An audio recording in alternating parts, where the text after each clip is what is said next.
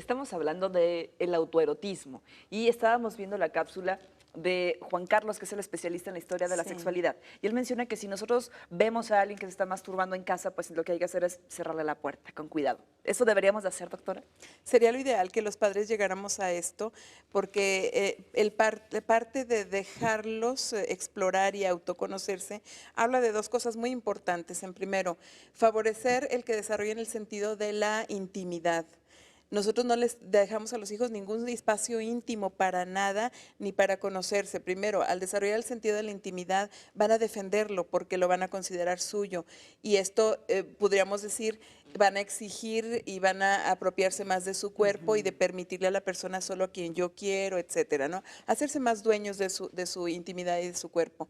Y en segundo lugar, pues también habla de dejarlos explorar y conocer cómo reaccionan, cómo es su respuesta sexual, cómo, qué me gusta, qué no me gusta, cómo me siento bien, cómo me siento mal, qué tanto puedo, cuánto tiempo necesito para excitarme, cómo detengo, cómo controlo, por ejemplo, en el caso del hombre la eyaculación, en el caso de la mujer, cuánta dificultad tengo para tener orgasmo, no tengo, porque este es un autoaprendizaje y que tarde o temprano son las disfunciones sexuales de mayor Claro. Y frecuencia o como con le una pierdo el frecuencia muy miedo alta, ¿no? a mi disfrute, le pierdo el miedo a mi cuerpo, pues entonces puedo controlar mucho mejor como adulto mi vida sexual, no la puedo manejar a mi disposición para precisamente tener placer. Claro que sí, pero esto no es de ahora, como estamos hablando y como estamos viendo pues a través del programa, esto es una cuestión histórica, ¿no?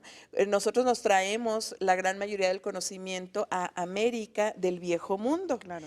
incluyendo el conocimiento médico y dentro del conocimiento médico el conocimiento sexológico. Y entonces en Europa en los siglos 1700, digo en el año 1700, 1800, hablaban, los médicos decían que la masturbación causaba locura, epilepsia, acné, consumía la médula espinal, ceguera, decían todas esas cuestiones y eran los grandes médicos del momento porque observaban. Y entonces observaban a lo mejor jóvenes ansiosos, nerviosos, pero ellos decían que era esta consecuencia. Un gran médico de Europa decía, claro que es la masturbación la que les produce eso. Vayan a un hospital psiquiátrico y van a ver cómo muchos de los enfermos psiquiátricos se están masturbando en cualquier lado, en público, enfrente de usted, enfrente de todo mundo. Ya ven, por andar haciendo eso están locos. Y la lógica es al revés, o la deducción, no la lógica, la deductiva es al revés, ¿no? En realidad, lo que se toma es la gente que tiene comportamientos muchas veces que no son aceptados por la sociedad, los ponen ahí. Entonces, estas personas ya desde antes tenían alguna circunstancia que todo su comportamiento que de soy aceptado o no soy aceptado, no lo podían integrar bien a su personalidad y por eso los confinan.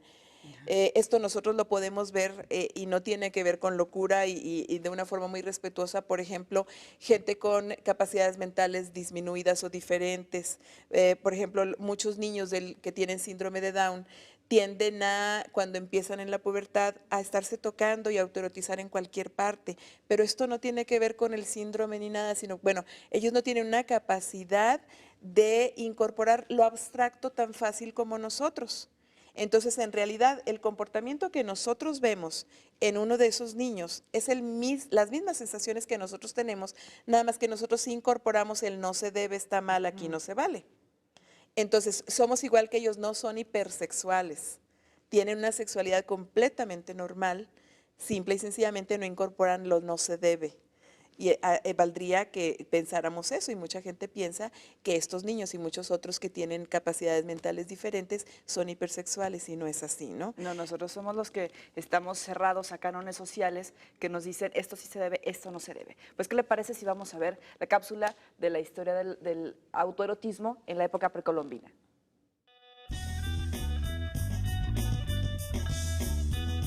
Aquí vivían desnudos, huastecos, totonacos, popolucas, olmecas, mayas. Los más conservadores eran los aztecas y ellos usaban taparrabo. Es muy interesante en las actas de la Inquisición a quién mandó matar la Inquisición cuando llegó. Y entonces me he dado la tarea de investigar y no hay masturbadores. Hay la negra, la bruja, muchas mujeres.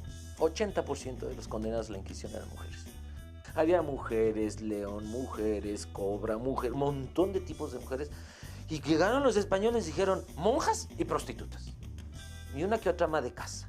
O sea, no tuvieron más formas de explicar la diversidad que encontraron acá.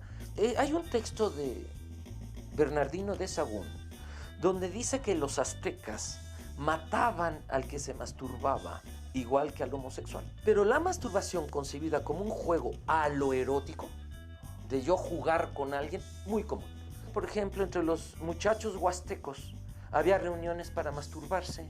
Encontramos, por ejemplo, pirámides, tumbas con bajorrelieves donde están muchachos con la cabeza olmeca, maya, grandota, masturbándose en círculo.